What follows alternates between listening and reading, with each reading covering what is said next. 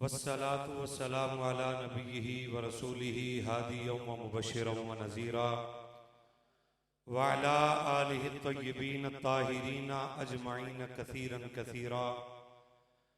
अम्मा बअदु फ़अऊज़ु बिल्लाहि स्समीइल अलीम मिनश शैतानिर रजीम।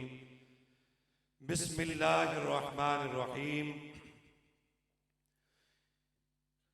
इन्नमा युरीदुल्लाहु लियुज़हिबा अन्कुमुर रिज्स अहलल बैत व युतहिरकुम तत्हीरा।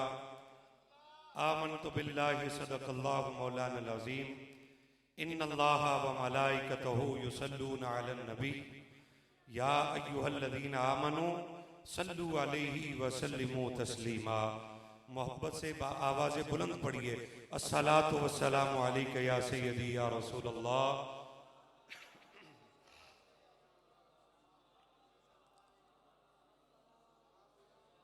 मौजमुल कबीर की रिवायत फरमाने वाले मेरे मुस्तफ़ा और इस हदीस के रावी मेरे मौला अली हैं।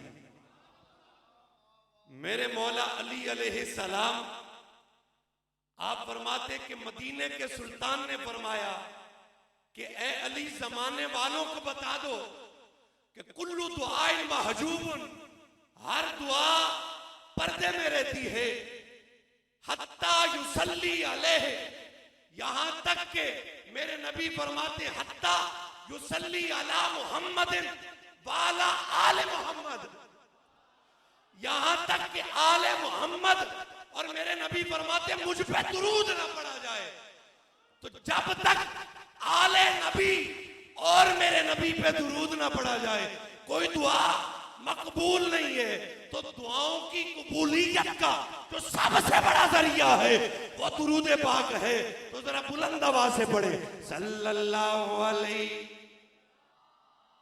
मुझे इज्जते जिसी कदर मिल रही है, ये सदका है सारा नबी का अली का। जिसको समझ आई है प्यार से बोले सुभान अल्लाह। और अब मेरे साथ मुर्शिद करीम की जियारत भी करनी है, शहजादा मौला मुर्तजा की आपने दीदार भी करना है और मेरे साथ मिलके ये भी कहना है आपने कि मुझे इज्जते जिसी कदर मिल रही है, ये सदका है सारा नबी का अली का। मैं वल्ला कदाए तरे पंजतन हो, मैं वल्ला कदाए तरे पंजतन हो, मैं दिल से हूँ शैदा नबी का अली का, मैं दिल से हूँ शैदा।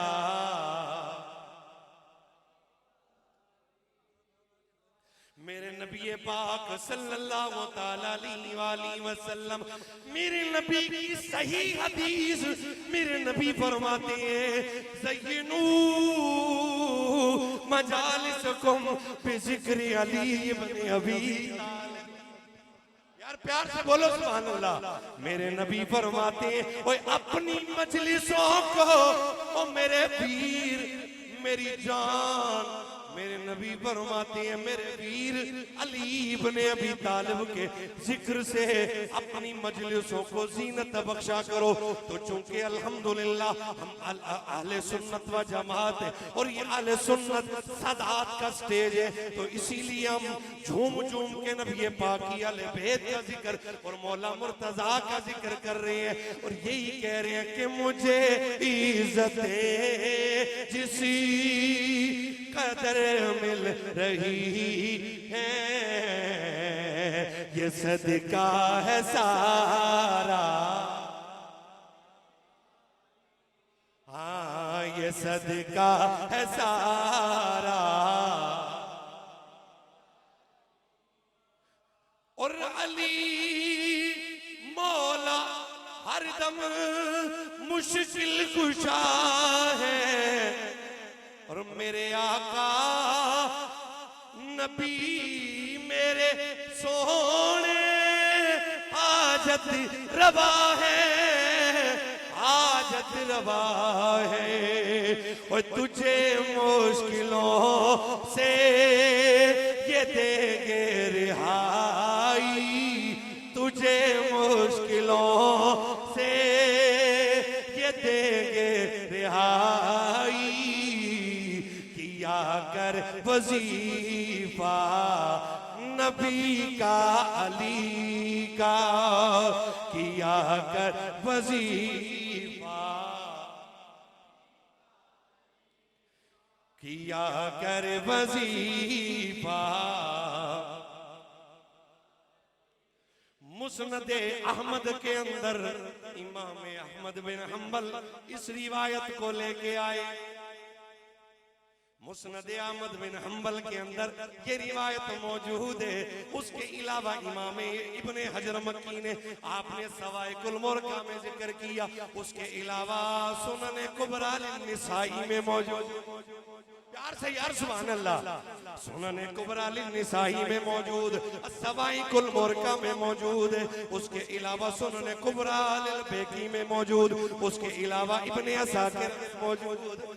मेरे नबी ने अपनी आले बैत को बुला के मेरे नबी ने फरमाया, ए मेरी आले बैत, और सुनो तुम्हारी शान क्या है, सुनो तुम्हारा मकाम क्या है। मेरे नबी फरमाते ला यदखुलु क़ल्ब रजुलिल ईमान, और उस बंदे के दिल में ईमान दाखिल नहीं हो सकता हत्ता युहिब्बुकुम लिल्लाहि वली रसूलिही, और यहाँ तक के वो बंदा जब तक मेरे लिए और अल्लाह के लिए मेरी आल से प्यार ना कर ले, यहाँ तक के आले बैत से प्यार ना कर ले, तो फिर आले बैत के नौकर और मंगते बन के बैठो और अपने कशकोल को फैला के तरे ज़हरा के सवाली बन के यही सदा लगाओ कि मैं वल्ला गदा हो तरे पंजतन का, मैं दिल से हूँ शेदा। साहिब उर्स की मजलिस में बैठे, वो किसी मलक राजे, किसी प्रोफेसर, किसी डॉक्टर का पुत्र नहीं। ओए उस पीर का ताल्लुक, उस सैयद ज़ादे का ताल्लुक किससे है? वारिसाने किताबुल्लाह, साहिबाने दुरूद, मिस्दाकाने आयत मवद्दत मुबारकत, उनका ताल्लुक उस खानदान से है। और जिसका ताल्लुक मेरे मुस्तफा से हो जाता है, जिसकी निस्बत मेरे मुस्तफा से हो जाती है, वो अदना भी हो अदना नहीं रहता, बल्कि मेरा रब उसको आला बना देता है। तो जरा मिलके कहो कि मैं वल्ला गदा हूँ तेरे पंजतन, मैं वल्ला गदा हूँ। मुर्शिद जी इजाजत होवे मैं ना सारे संगियां दा हाथ जरा चोड़, हाथ चाह के जरा पंजियां गवाह बना के जरा तुसी भी घुमाओ कैमरा ते हाथ जेदा तले ना माल अल्लाह पकड़ के चाह के उता कर देवे।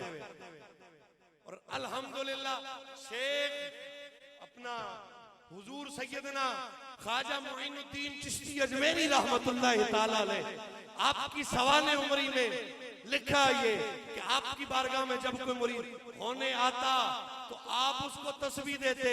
आप फरमाते पुत्र मस्जिद के कोने में बैठ जा और बैठ के 500 बार वजीफा कर, या अली या अली या अली या अली या अली, हाथ जाके या अली या अली। जो पढ़ता ना वजीफा, और जो मुझे समझ आई है कि किबला पीर मुईनुद्दीन चिश्ती संजरी रहमतुल्लाह ताला अलैह आप आने वाले मुरीद को ये वजीफा क्यों करवाते थे, जो मैं समझाऊं वो आपके बताने लगा हूं।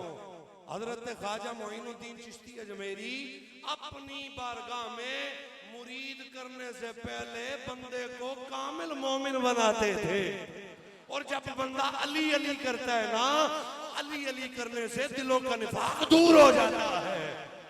और मैं दुआ करता हूं आज किबला सैयदजादे की बारगाह में हाजिर हूं, और हाजिरी लगवाना मकसूद है। और आज ये दुआ आप सारे आमीन कहें इस दुआ में कि जो आले बैत के नौकर और गुलाम हैं, जो आले बैत के दर के मंगते हैं, सैयदा ज़हरा के दर के सवाली हैं, सादात के लंगर पे पलने वाले हैं, अल्लाह उनकी मोहब्बतों में मजीद इजाफा अता फरमा। और जो सैयदों से जलने वाले हैं, जो जद्दू सादात जनाबे ख्वाजा सैयदना अबू तालिब, यार प्यार से सुभान अल्लाह, बस आखिरी बात, जनाबे सैयदना अबू तालिब अलैहिस्सलाम, मौलवी कहते हैं जी उन्होंने कलमा नहीं पढ़ा, कलमा नहीं पढ़ा, सरकार ने कान में कहा, हदीस यही कहती है ना, कान में सरकार ने कहा कि चचा कलमा पढ़ लो।